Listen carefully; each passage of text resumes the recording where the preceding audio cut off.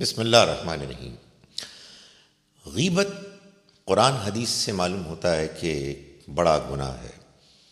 قرآن نے یہ بتایا کہ کسی کی غیبت کرنا ایسے ہی ہے کہ جیسے کہ اپنے مردہ بھائی کا گوشت کھانا۔ عملاً اس سے کیسے بچا جائے؟ انسان اگر کسی کے پیٹھ کے پیچھے کوئی بات ہی نہیں کر سکتا تو پھر آخر کیا بات کرے؟ کیا انسان کسی کی غلطی سے سیکھ نہیں سکتا؟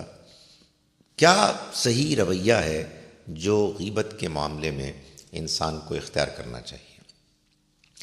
حقیقت یہ ہے کہ قرآن حدیث سے جو بات سمجھ میں آتی ہے وہ یہ ہے کہ ہمیں کسی کی غیر موجودگی سے ناجائز فائدہ اٹھاتے ہوئے اس کے اوپر کیچڑ نہیں اچھالنی، اس کی عزت کو پامال نہیں کرنا، اپنے دل کی بھڑاس نہیں نکالنی اس وجہ سے کہ وہ شخص موجود نہیں ہے۔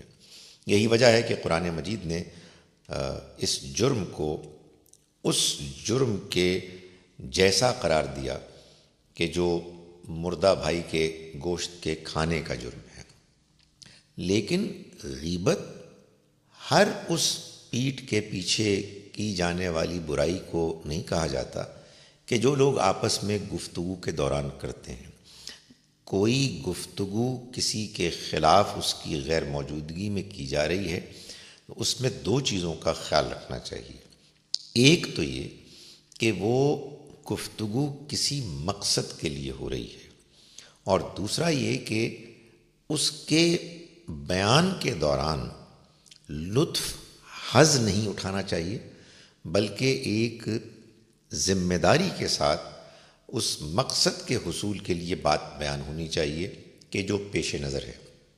بعض اوقات بعض لوگ ایک دوسرے سے مشورہ کرتے ہیں کہ فلاں شخص کے ساتھ ہم کوئی معاملہ کر لیں، کاروبار کر لیں، ان کے ہاں ہم اپنی بیٹی بیٹے کا نکاح کر لیں، اور بہت سے ایسے سوالات ہوتے ہیں دوسرے اشخاص کے بارے میں۔ تو اگر کوئی فرد دوسرے کو یہ مشورہ دے کہ میں ان کے ساتھ کچھ عرصہ گزارنے کا تجربہ رکھتا ہوں اور اس کی روشنی میں یہ بتا رہا ہوں کہ ان کے ہاں فلاں فلاں خامیاں ہیں، تو یہ غیبت نہیں ہوگی۔ اسی طرح سے اگر آپ کوئی ایسی بات بیان کر رہے ہیں کہ جس میں سیکھنے کے لیے، سمجھنے کے لیے کسی فرد کا آپ ریفرنس دے رہے ہیں، جس میں کہ آپ ذمہ داری کے ساتھ جانتے ہیں کہ آپ یہ بات محض لطف اندوز ہونے کے لیے نہیں کر رہے بلکہ اس مقصد کو حاصل کرنے کے لیے کر رہے ہیں کہ جو پیش نظر ہے، اور آپ بات اتنی ہی کر رہے ہیں کہ جتنا اس مقصد کے حصول کے لیے ضروری ہے، تو پھر یہ کرنا غیبت نہیں ہے۔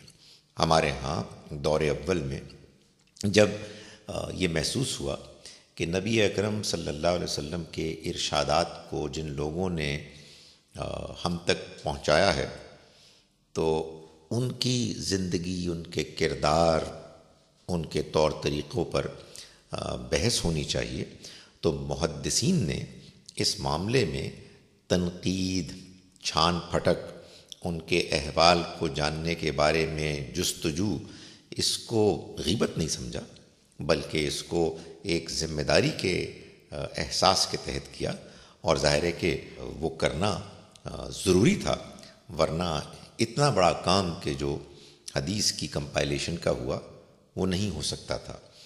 اسی طرح سے زندگی میں اور بڑے بڑے مقاصد ہوتے ہیں جو بعض افراد کے بارے میں گفتگو کیے بغیر حاصل نہیں ہو سکتے۔ بس گفتگو میں احتیاط کرنی چاہیے کہ آدمی منفی جذبات کی تسکین کی غرض سے نہ کرے بلکہ ایک مقصد کے حصول کے لیے کرے۔